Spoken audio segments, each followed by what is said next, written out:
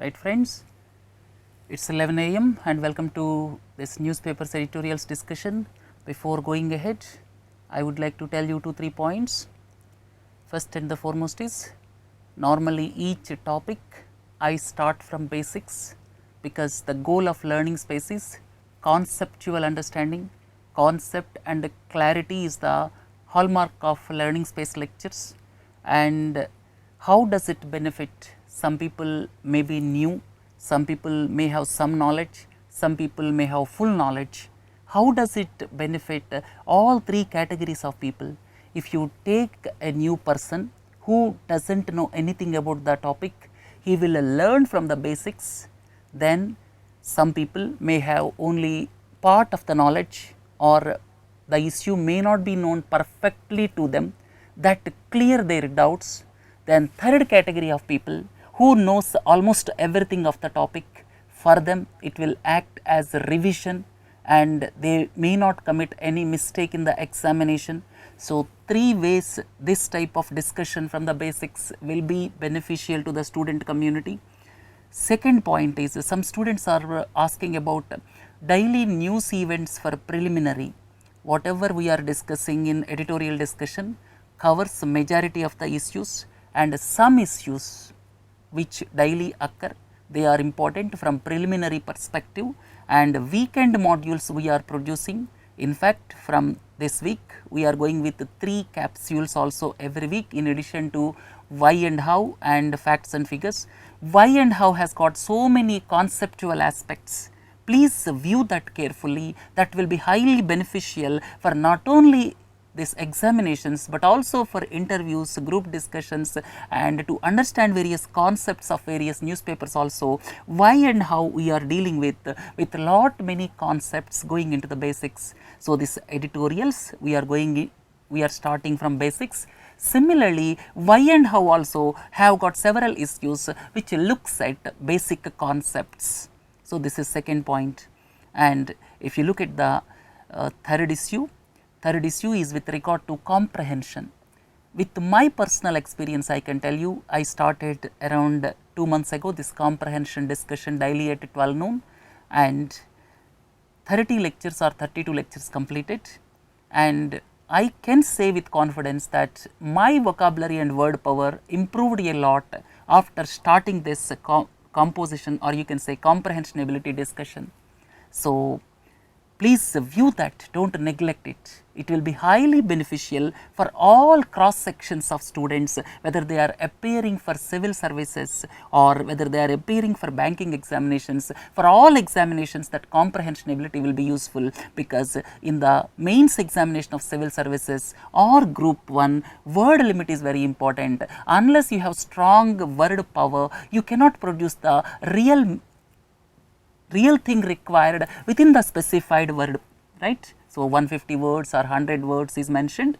To write it within the specified 150 or 100 words, your word power comes into picture. And not only that, if you follow for 5-6 months, then subsequently you will be master in following the English newspapers. I can tell with my personal experience. I started just a month or so, that means 30 lectures so far completed, and within 30 lectures I gained a lot of insight into English vocabulary. And having said this, so some people may ask that these many discussions are required for people writing preliminary examination. Please do not forget, preliminary is not the end. If you are aiming for civil services, some of you may get into IAS, IPS, and some of you may not get into it. And if you have good knowledge, then ultimately you can get through the group 1 examination or some other service, because all of us cannot get into IAS or IPS, but knowledge is power. Please do not separate preliminary and mains.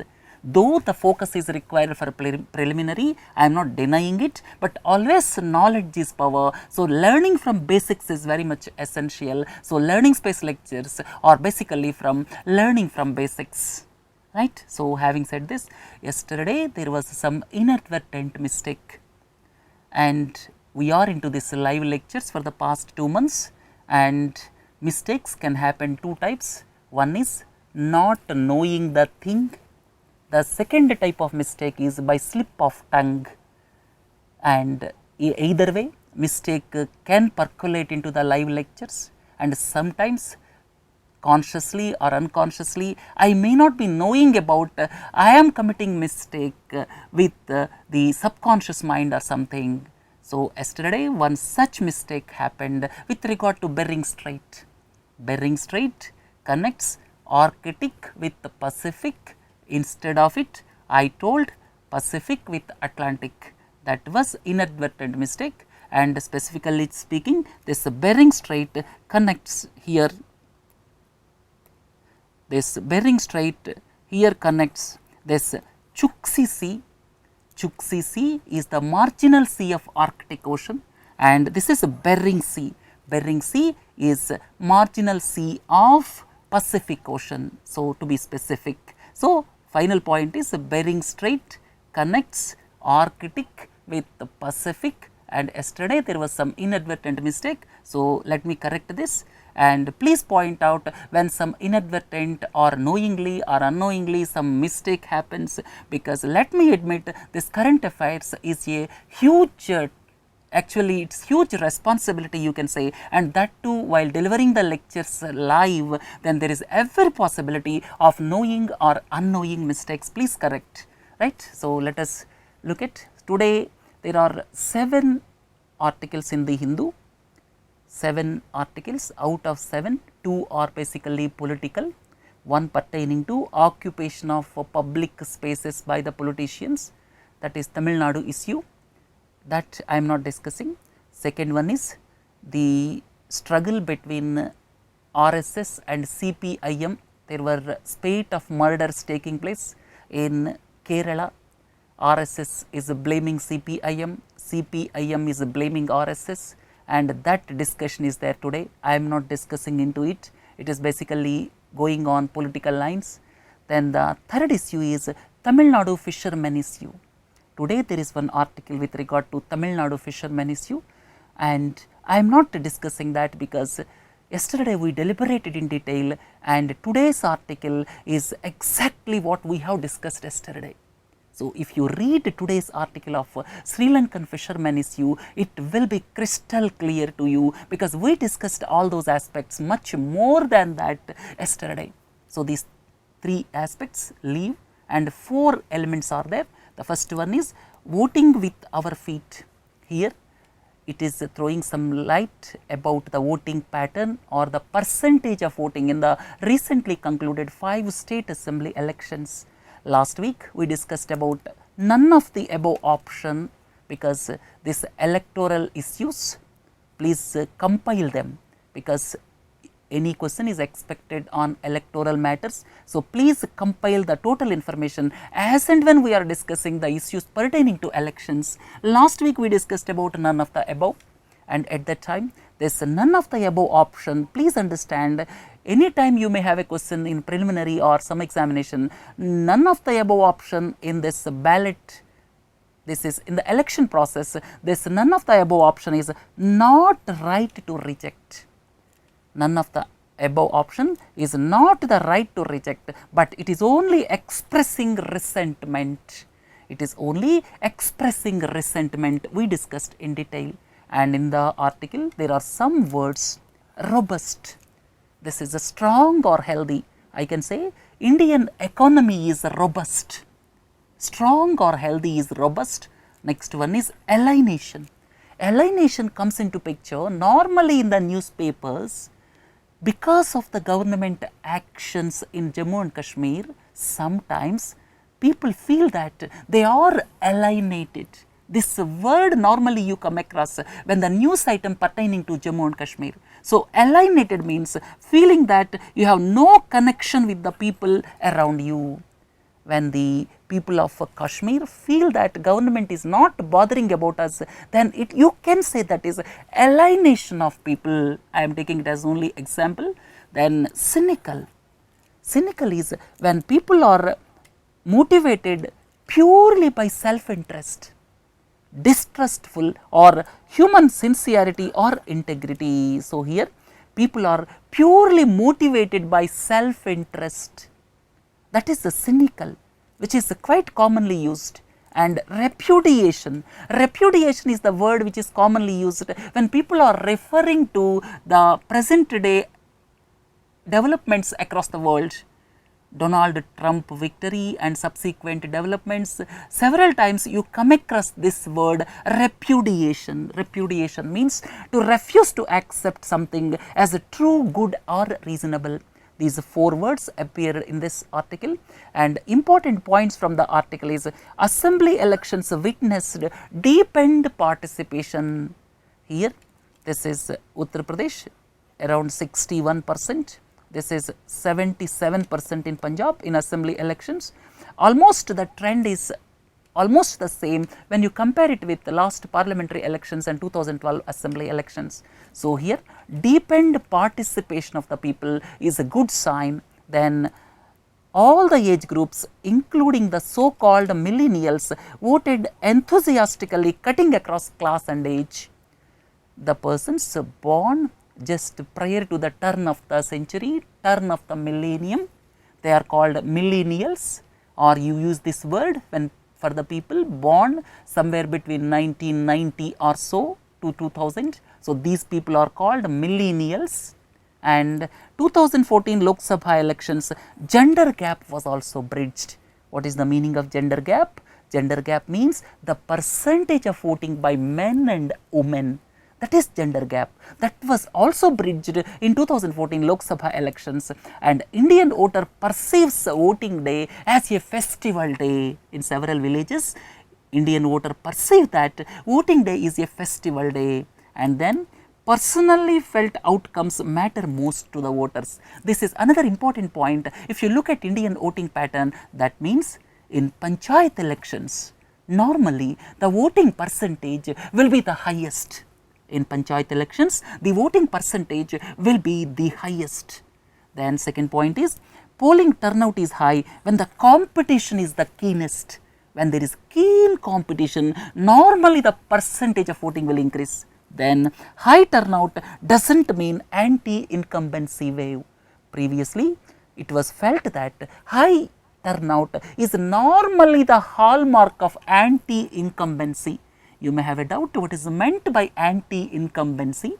If people are voting against the present government, that is anti-incumbency, right. So, this is what is evident from this editorial.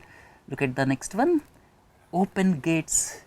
This is with regard to the asylum seekers, and here when you are talking about refugees, please understand the difference between refugees and migrants. You should have clear idea about this, otherwise you may not be able to understand any article. So, before understanding or before going into this article, let us have clear differentiation between refugees and migrants. At the same time, what is meant by asylum and immigration visa? So, please understand clearly, refugees means persons fleeing armed conflict or persecution. When people are being persecuted based on religion or race. One example is Rohingyas. Rohingyas are being persecuted in Myanmar. No civil rights because they belong to Muslim community and the country is predominantly Buddhists. So, persecution is if some people are facing problems because of their religion, race, that is persecution. So, persons fleeing one country because of armed conflict, civil war, persecution. So, when they are leaving their own country and going to other country, that is a refugee, right. So, they cross national borders to seek safety in nearby countries. Several refugees are crossing Syria and going to Turkey. And all of you are familiar with this Afghanistan because of the problems with the Taliban. Several people are fleeing from Afghanistan. If you look at Eritrea, Eritrea is the African country. So, here several people are fleeing the country because human rights are being badly violated in Eritrea. Eritrea is one of the worst countries as far as human rights is concerned, and several people are fleeing the country in search of their livelihood, or you can say, you cannot call livelihood, fear of their life. Some people are fleeing the country, then only you have to say refugees. Then if you look at Libya, Libya has got two governments.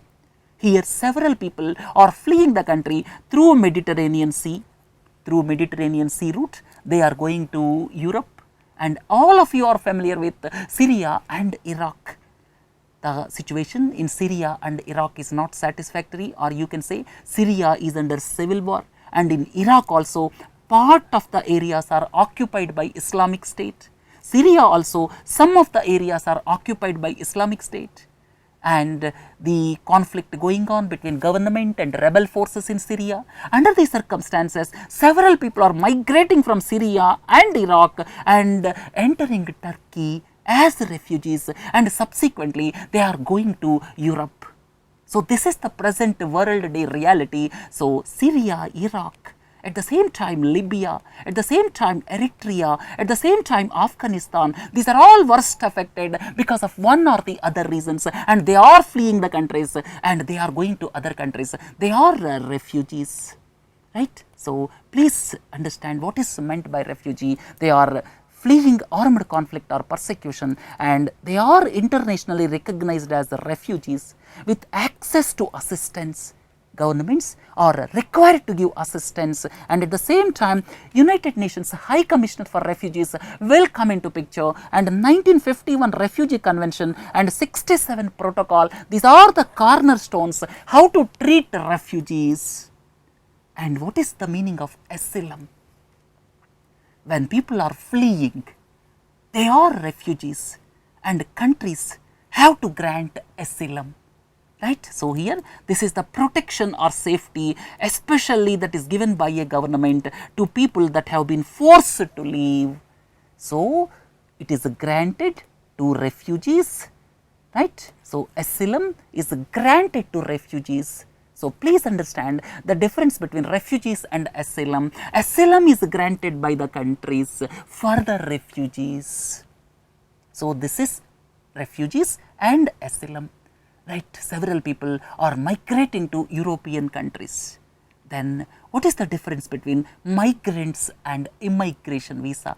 One part we deliberated refugees, and for refugees asylum is granted, and the second aspect is migrants. Migrants means basically in search of a better livelihood, in search of greener pastures. When people are migrating to other countries, that is migrants. Here you see several people are working in blue collar jobs in West Asian countries. Almost 6 million to 7 million people, and mostly from Kerala, are working in Gulf countries like Saudi Arabia, Kuwait, UAE, Qatar, and these are economic migrants. Here they choose to move mainly to improve their lives by finding work, and sometimes for education, family reunion and other reasons, and they can choose to return home, and their countries of birth will treat them as like normal citizens. And for migrants, what is required? Immigration visa is to be granted. If someone is migrating to America, look at this white collar people, they are migrating to America. So I differentiated here what is the difference between white collar jobs and blue collar jobs. Blue collar jobs are basically the jobs in construction sector. Most of the Gulf countries offer blue collar jobs, whereas America, then UK, then Australia, New Zealand, Canada, these countries offer better opportunities with white collar jobs, right. So to go into that country, you require immigration visa. So migrants will be granted immigration visa subject to the rules and regulation of one particular country. So please understand the difference between refugees as well as the word associated with it is asylum, and at the same time migrants, the word associated with it is immigration visa. Having learnt this, let us look at the present issue. European Court of Justice, all of you are familiar with 28 member group of European Union, and European Court of Justice recently gave its judgment, and it gave the judgment stating that member states have the right to grant or deny asylum. So, member states have got the right either to grant or to deny the asylum. So, this is not in consistence with the European Charter of Human Rights. Normally, the European countries, Western countries are championing the cause of human rights, and this judgment is not inconsistent with the human rights basically championed by Western countries. So, this is against the conception of an open and humane society.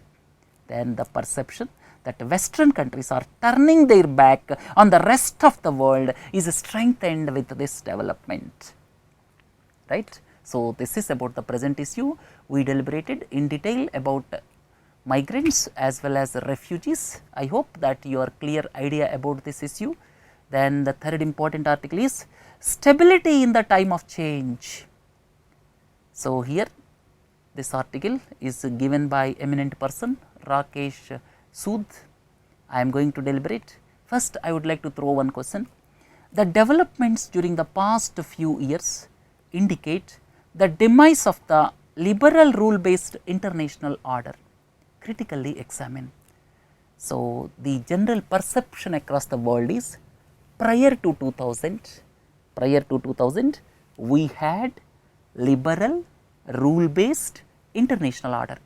Now, that is being threatened, and recent Brexit and Donald Trump further threaten it. So, critically examine. I divided this into two parts. First is prior to 2000, whether liberal rule based international order was in existence or not.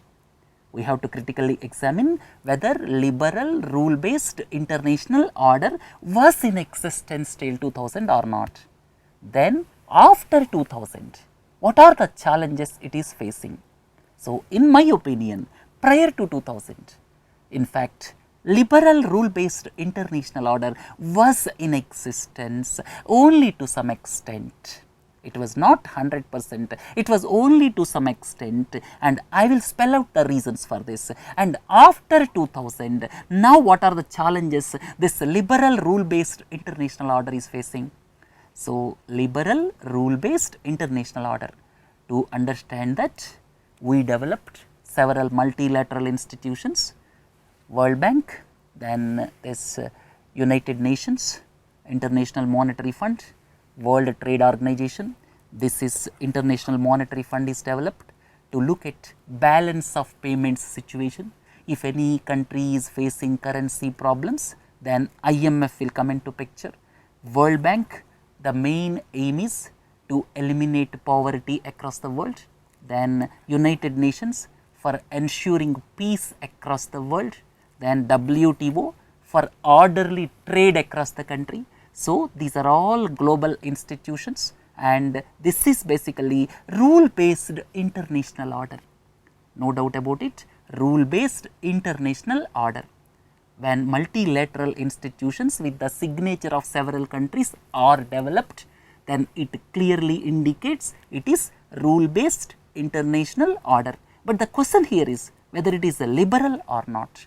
So, there is no doubt rule based international order is there, but liberal is only to some extent. That is what I want to convey. So, this is discussion, this is a view. Some of you may differ with my view. In democracy, differing with the views will further spread your knowledge. Some of you may differ with my view.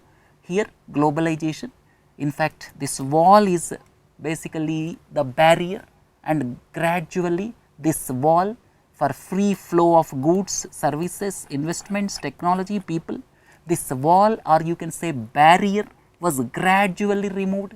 Removing this barrier is known as liberalization. So, several countries removed these barriers. So, now globalization almost taken place, especially in goods, and investments are also flowing quite easily, but services it is not fully enforced.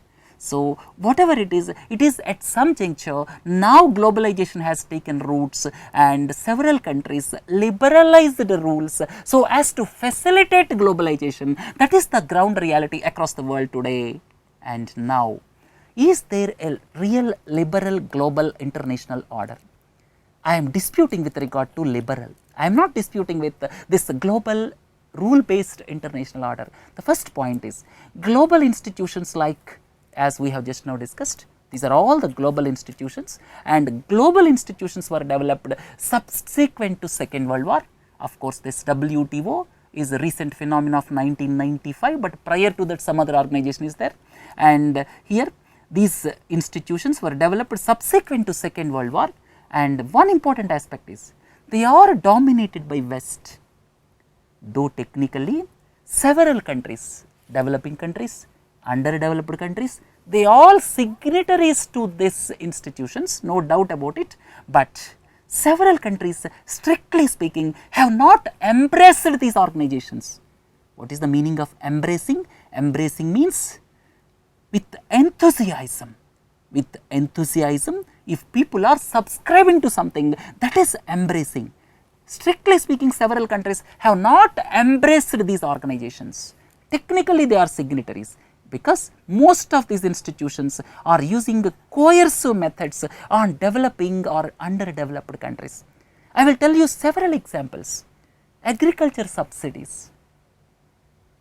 Here, developing countries or underdeveloped countries are being coerced to toe the line of World Trade Organization. At the same time, if you look at International Criminal Court, West has committed several blunders in West Asia. USA and Western countries have committed several blunders in West Asia, but no case was registered by International Criminal Court till date on Western leaders. They filed cases against the leaders of only African continent. Why this bias? Can you say that it is a total liberal international order? You cannot say. Then second point is, during the Cold War era till 1991, countries divided as capitalist and socialist blocks. Socialist bloc basically led by the then USSR, capitalist bloc was led by USA, and here some of the countries have drawn their own dictatorial rules and regulations. Several countries in West Asia, you see, some of the countries are with the capitalist bloc of USA, some of the countries are with the socialist bloc of USSR till 1991, because at that time two poles were there, and at the same time several West African countries with dictatorial regimes were there suppressing human rights, and some of these countries are close friends of United States of America. So, here it clearly shows that the global order was not strictly liberal, and there are several affiliations and there were several prejudices were also there. Then West Asian countries are suppressing human rights because of their dictatorial governments. Because of their dictatorial governments, they are suppressing human rights. Why United States of America is not talking about it? You know, several executions are taking place in Saudi Arabia. Why United States of America is silent on this aspect? Then the next aspect is, this cannot be constituted as a global liberal international order in real sense.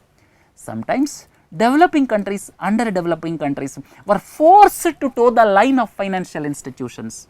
While giving loans, while giving financial assistance, in fact, several conditions are imposed by IMF and World Bank, which are detrimental to the underdeveloped countries, especially in African region.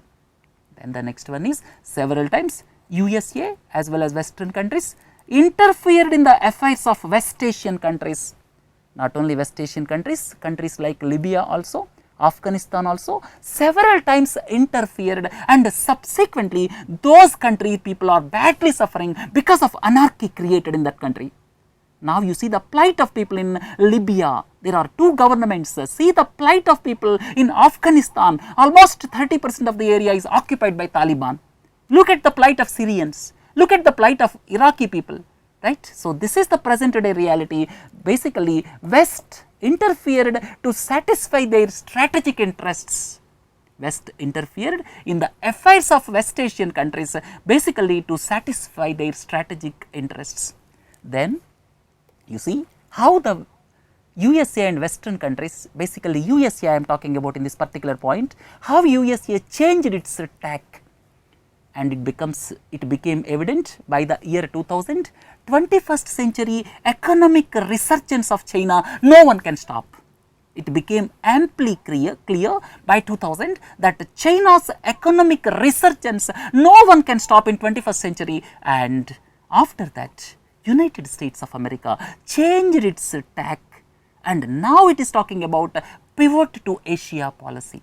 What is the meaning of pivot to Asia? Pivot to Asia policy is, in fact, they will look at the strategic interests in Asia Pacific region. Their sphere of influence will shift from West Asia to Asia, basically Asia Pacific region. Why they are interested in pivot to Asia now, but not before? After knowing about China's economic resurgence, then they shifted tack and shifted their strategic interests to this region, that is pivot to Asia. So, overall, liberal global international order was in existence only up to certain extent, and several times it benefited the Western countries. There is no doubt about it. And now Western countries are crying foul about globalization. That is different story, because they suffered in some areas, some loss occurred. Now only they are talking about ill effects of globalization. Then if you look at the present day reality and threat to the global order. So, I divided two parts. First part I dealt with whether really liberal global international order was there or not. My viewpoint is it was there up to some extent. Liberally speaking, it was not there because of the reason it is satisfying their strategic interests. Now I am looking at the present day threat to the global order, right. Here the Western countries now feel globalization adversely affected the lives of common man. Look at this interior part, hinterland of the country predominantly voted for Donald Trump, but not the coastal areas. Coastal areas voted predominantly for Clinton. Why there is a divergence? The divergence is basically the interior part or hinterland people felt that their jobs were lost, and there is lot of rich poor gap between coastal areas and hinterland of the country because of decimation of manufacturing sector as felt by them. Really, some of the jobs were lost because of automation, that is different story. So, here it affected the lives of common man, and globalization retreat is taking place in several countries with the concepts of nativism, nationalism and illiberalism. So, now several walls are being built. So, immigration laws are being tightened, right. So, now it is threatening the concept of globalization and more in favor of nationalism, nativism. Second one is rise of China looks quite certain, and economic resurgence of 21st century is going to be in 7 emerging economies as per one report. The resurgence of China is inevitable, and at the same time resurgence will happen in 7 emerging economies like China, India, Mexico, Indonesia, Turkey. No one can stop it, and broadly speaking Asia Pacific region is going to be the sphere of activity in future. Asia Pacific region is going to be the sphere of activity in future, and probably the West is not able to digest this fact. So, what I mean to convey is the present multilateral institutions are to be redesigned and reconciled to this fact. They have to reconcile to this fact. One fundamental point is why the multilateral organizations are headed by, if you look at IMF, it is always headed by a European. If you look at World Bank, it is headed mostly by American. Why not a Chinese? Why not a Indian? So, why there are only 5 permanent members in United Nations? So, all these point out that a lot more needs to be done as far as paradigm shift is concerned in the multilateral institutions. Otherwise, there is threat to these multilateral institutions. Then the policies of USA and West destabilized several West Asian countries with their narrow-minded policies. Narrow-minded policies, parochial policies means narrow-minded policies. Several West Asia countries are destabilized, and now they may not look much at West Asia because shale and gas was become viable now.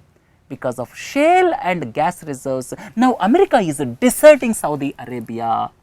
So they are thinking on those lines. So the present day reality is people are more about economic interests. That is the biggest thing which changed after 2000. Of course, prior to that also that was there, but now people are thinking about economic alignments because of China's resurgence and because of advent of shale gas and oil. Nowadays what happened, the focus of USA and West changed from West Asia to Asia Pacific region. If you look at the next one, human rights is the word championed by Western countries. And now the reaction of European Union to the refugees from strife-torn countries clearly indicate that they are interested only in preaching values than practicing. The biggest problem, as I have already told you, West talk about human rights violations in some African countries, but they are silent about human rights violations in countries like Saudi Arabia. And the next point is, Western countries always look at human rights violations, as I have already told you, and they are also silent about some countries which aid and abet terrorism. I need not mention the name of the countries. There are some countries which aid and abet terrorism, but some of the Western countries are silent about these, and how can they control terrorism if this is the case? Then the next point is, anti-immigration policies are going to be or will be the order of the day, and at the same time there is also a question mark on the trade agreements, multilateral trade agreements, as Donald Trump already decided to come out of this Trans-Pacific Partnership. Then the next one is destabilization of several West Asian countries as well as Libya, Afghanistan is one reason why Islamic State like radical elements are spreading across the world. During the past 10-15 years, this is taking place probably due to the destabilization of several West Asian countries. So overall, liberal global order was in existence up to a limited extent till around year 2000, and the ground reality after 2000 really threatens that. I hope this is enough. If you want to write any group discussion, if you want to participate, or if you want to write any answer for any question of similar type. Look at the last one. This is, does age encompass mental age? This issue is with regard to one particular case in Supreme Court. Here, mental age, biological age. In one of the cases, the victim's biological age is 38 years. Victim's biological age is 38 years, but the mental age is just 6 years. There is a difference between biological age and mental age. Biological age is the real age, mental age means because of the mental growth of the person, because of some diseases like cerebral palsy, what happens, the mental age will be much less, person do not grow mentally. So mental age is 6 years and physical age or biological age is 38 years. Whether this case can be tried under the POCSO 2012 or not.